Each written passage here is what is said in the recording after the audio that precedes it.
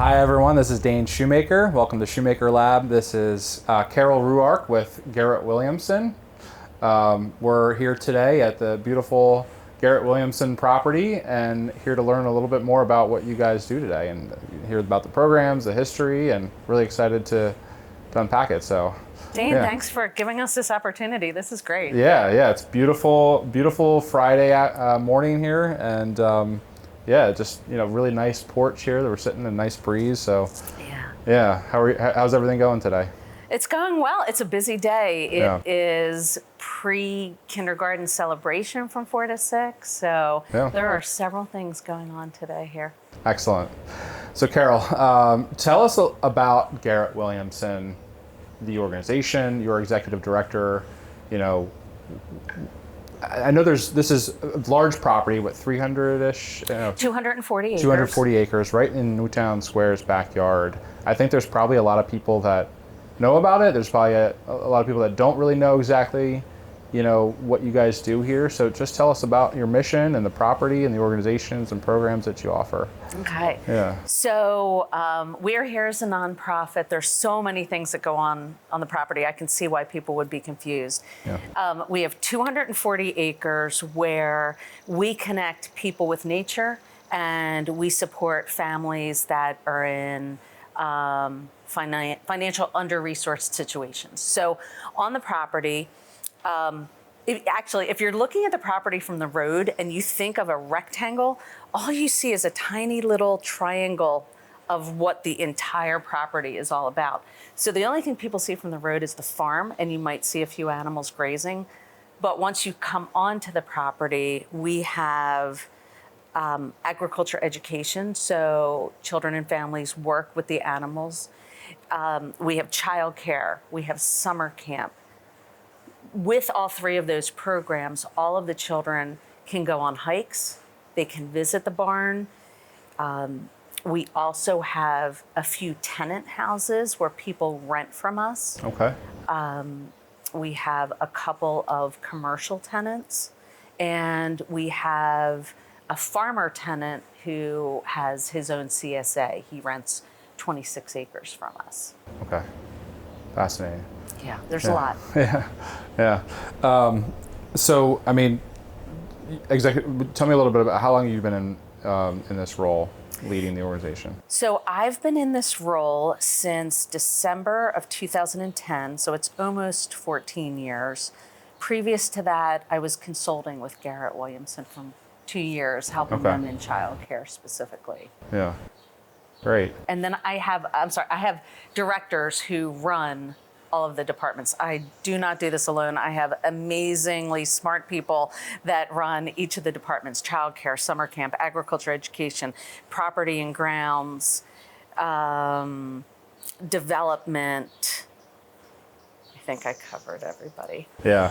Well, how many employees and do you have a lot of volunteers also? We do. So for 12 months of the year, we have a little over 50 employees. And then we hire another 40 employees for summer camp. And then we also have volunteers, but we always would love more volunteers than what we currently have. Yeah. So we're sitting on this beautiful porch of this building, and I'm really fascinated. I did a little research prior to, but tell us a little about the history of Garrett Williamson. What's the mission here, really? Some of the values.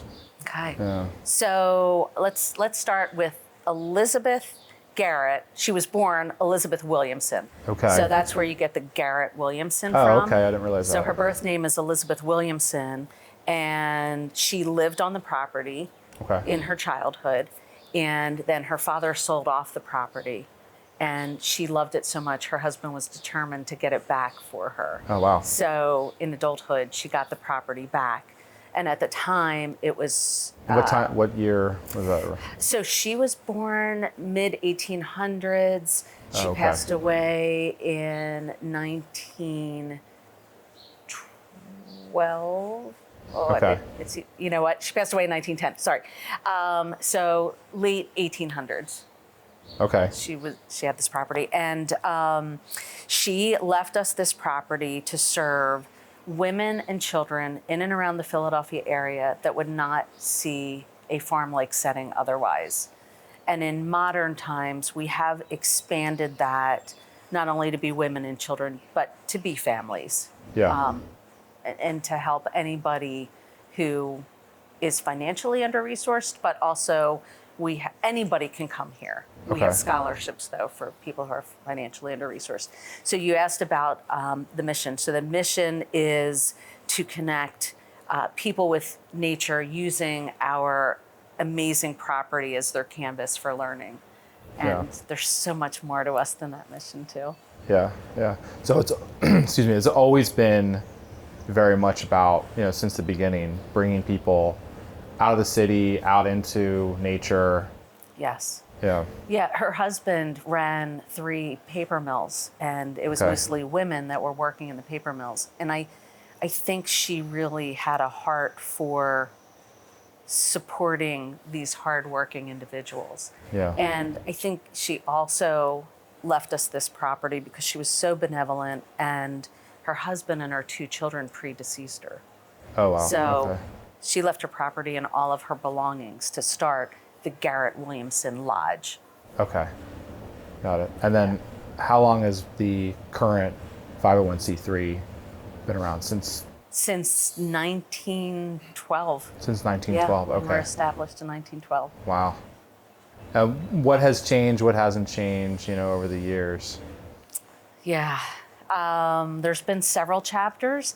Yeah. So at one, the porch that we're sitting on, this used to be for, first it was women, then for a chapter it was senior folks that would come out, and there was tons of rocking chairs. And Oh, they wow. would sit out, look at the rolling hills. They could come for 2 weeks at a time and enjoy this setting. There was a period of time where Marple Newtown had a fire in one of their schools, and Garrett Williamson stepped in, and they had classes here until their school was ready to be used again. The Sisters of Armenia had their school here for a couple of years. And then there was a period of time where the local Y had summer camp here. And then in the 80s, 1984, the folks that were running Garrett Williamson at the time decided to take the camp in-house. And then that became Camp Garrett. Okay. And then in 1986, they expanded to childcare, and that became Garrett's Way. Got it. Okay. And childcare today is 6 weeks. What are the ages? The Pretty ages much- are 6 weeks through kindergarten. Okay. Yeah. And that's 12 months a year. Okay. And then summer camp is rising first graders. So they've had to complete kindergarten, be at least 5 years of age, up through 15 years of age. And then once you're 16, you can apply for a job as a summer camp junior counselor. Cool. Very cool. How many counselors do you have for the summer? For summer camp, we have 40 employees. So specifically counselors, at least 22. Okay. Nice. Yeah. So, how have you upheld the wishes and the goals of Elizabeth Garrett? From 1912 on. I mean. Yeah. So I think it's taken on several iterations, but we uphold her wishes by making sure we review scholarships, one family at a time who apply.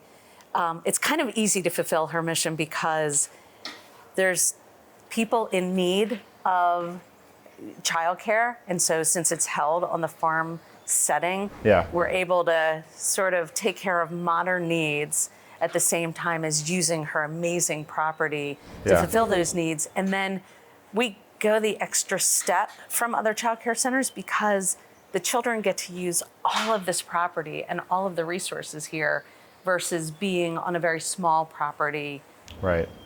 typically what you see in childcare. Right. I mean, it's very different. It's very unique in that, you have this beautiful 240 acre thing right off Westchester Pike. I mean, not far. It's it's not like this is out in Lancaster County or something like that. It's not far from Philadelphia, and it's just such a hidden gem, if Right? you will. Right. Right. We're trying not to be so hidden. Yes. But you're right. For a long time, I found that we, along with many other nonprofits, they sort of were quieter and didn't necessarily want to be out there, but Yeah. we want people to know about us. Yeah, We yeah. really do.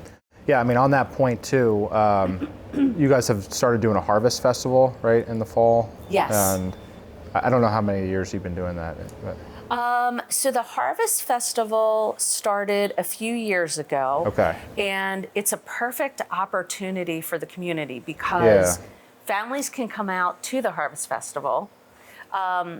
Community businesses, if they'd like, not only can they come out the day of, they can sponsor Harvest Festival. Okay. So it's awesome to get your name out there for such an amazing property event activity for the local community to get involved in. Yeah, a great way for people to And find out, volunteer, and to see what's going on here. Yeah, and I heard also this is the highest point of Newtown Square. Is that right? It's almost like a little plateau. Yes. Up here, it's pretty neat. Yes, Yeah. it's always windy, even in the summertime. Even with warm wind, it's always windy. So it's beautiful in the summer, a little cold in the winter. Yeah, very idyllic here. So what inspires you to continue the mission? I mean, you personally, Yeah, well, it's always been my calling to work with young children. I feel like it's my role to protect and educate children, and then I hire others that share that same vision and share those values. And coming onto this beautiful property every day, it's easy. Like, you drive onto the property and then you see families bringing their children in every day. And then you look around and these kids can do so much here. And even walking out, we have a circle between the two buildings, and you can walk out into the circle and these kids are riding their bikes and talking to each other and playing in the sandbox. And one day, one of my employees said, "This is their neighborhood." And I thought about it.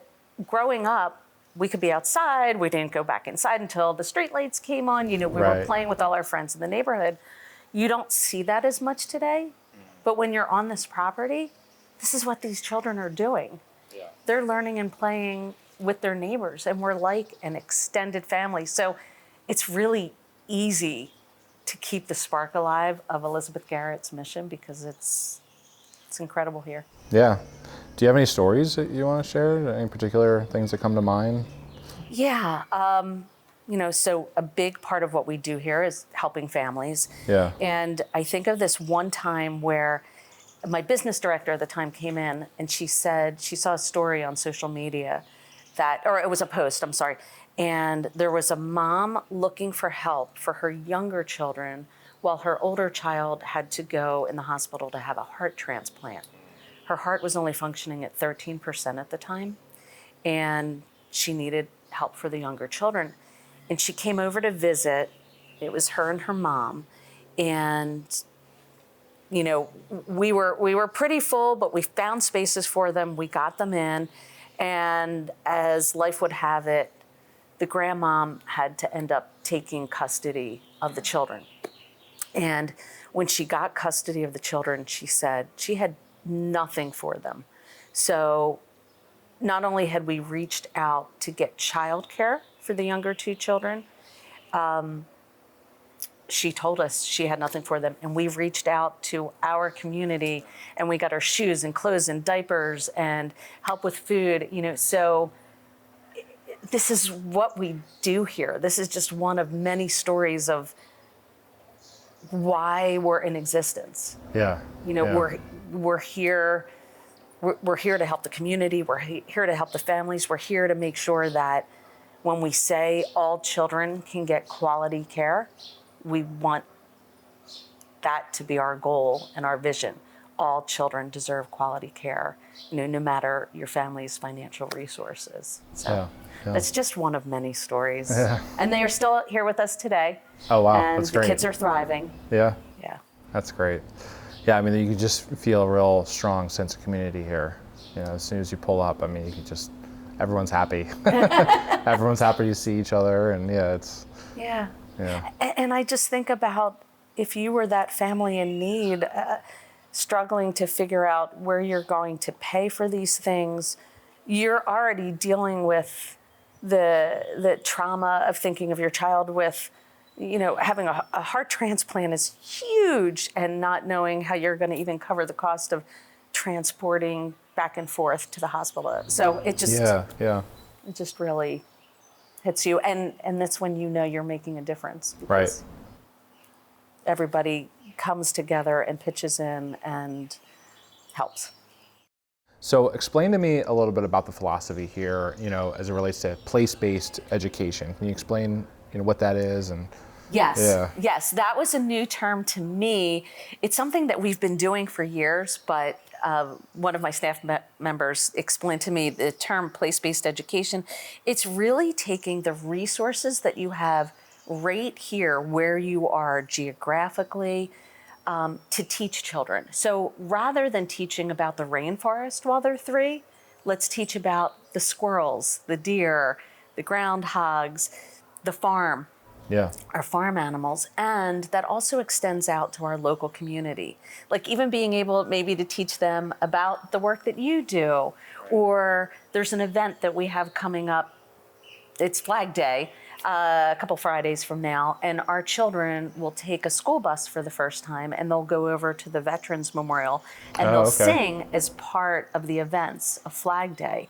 So place-based is using the place where you are to teach about life and about the environment, and what a great place to teach it. Because they can, they're present, they can reach out and touch and feel and sense things, and experience things with their peers, and Exactly. Interesting. My favorite quote is, "Tell me I forget, show me I remember, involve me I understand."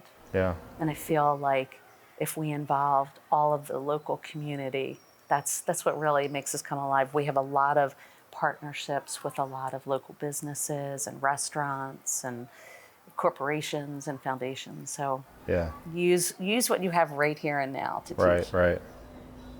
Fabulous. So, what are some of the biggest challenges that this organization faces today? If I zoom in straight to childcare, and it's not just childcare, but one of the biggest challenges is continuing the scholarships for families in need.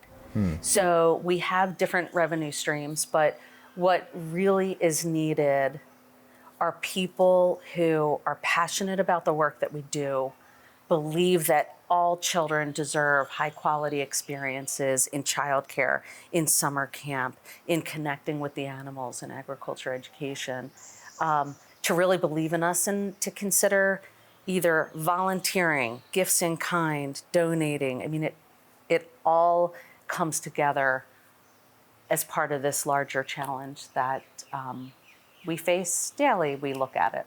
Yeah. I mean, in childcare, you have the childcare cost.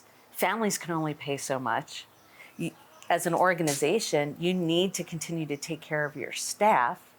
Labor costs have gone up in the last several years. And it's probably going to take government stepping in to help, or donors. So that's our biggest challenge, I think. What about the teachers? Do you find it's what are the challenges that teachers face? I mean, is it in terms of like turnover and retention? Do you find that's an issue, or are you above the grade? Would you say compared to other schools? It goes through phases. Okay. I'd like to think we're above the grade, but it's definitely sort of a roller coaster. I've seen times where we've had some significant turnover, and I've seen times where we were very, very steady. Right now, I feel like we're moving into more steady territory. Okay. But I mean, in early childhood, in general, you definitely see some turnover. You guys are really a pivotal member of the community, right? Tell me a little bit about the partnerships that you have with businesses, different associations, local government. Talk a little bit about that. It's been amazing. First of all, the local township has been extremely supportive of us. Steve Neese is a cheerleader for us, and Leonard Altieri has been a cheerleader for us because they believe in the work that we do. Newtown Square Business Association has been very helpful throughout the years. We found out about you through the Business Association, and other local community members that participate have been great through the association. Also, the local businesses, local restaurants have been supportive of us. We've also seen an uptick in how many politicians have come through and have taken note of the great work that we're doing here and have also been our cheerleaders and very supportive. It's incredible. And individual community members as well. There's several people who volunteer or donate or spread the word about what we do. It's been incredible. So tell me a little bit about your vision for the future of Garrett Williamson. I see us continuing to thrive. I see us furthering our partnerships with the local community. Okay. While I talk about how great it's been, I still feel like we are sort of a secret.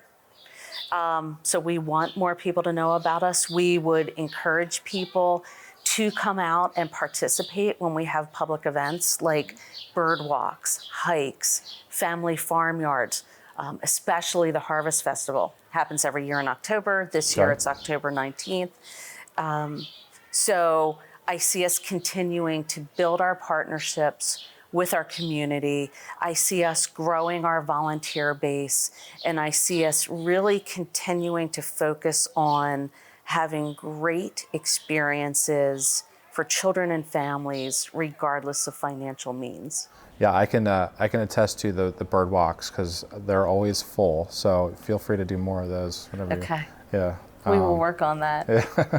Because you have a pretty big trail system here, right? We do. Yeah. We do.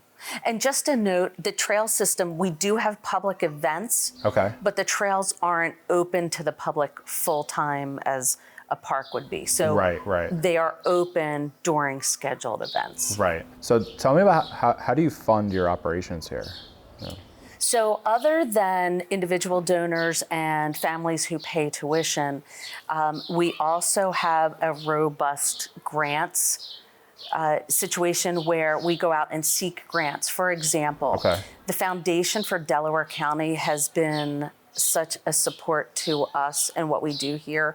They recently gave us a grant for a pilot program where we brought every student from Stetzer Elementary School in Chester to come out to the farm and visit the animals and see, where food comes from, because our animals, some of them do go to market. Right. So children do learn about that. They got to see where fruits and vegetables are grown. They got to taste things from the gardens.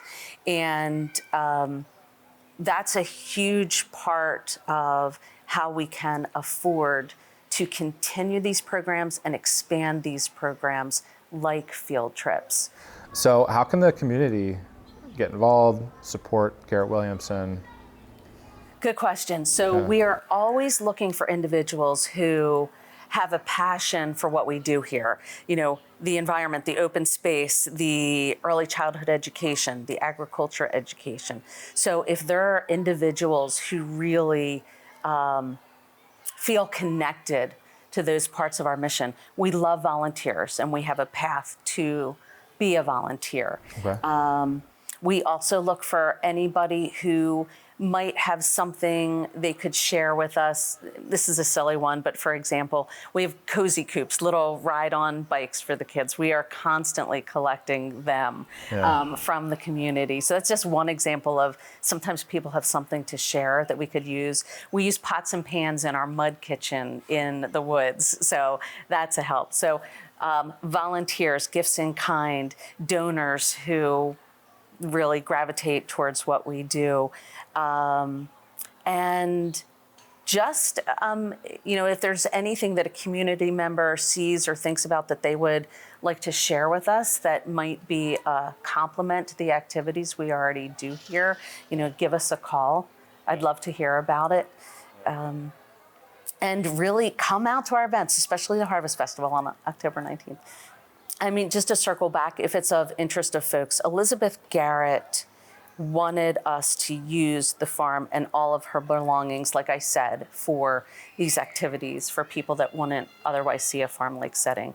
Yeah. It is our goal to hold on to this property, to keep it open space, to use it with the best of intentions. And that's probably important for the community to know that we want to stay whole.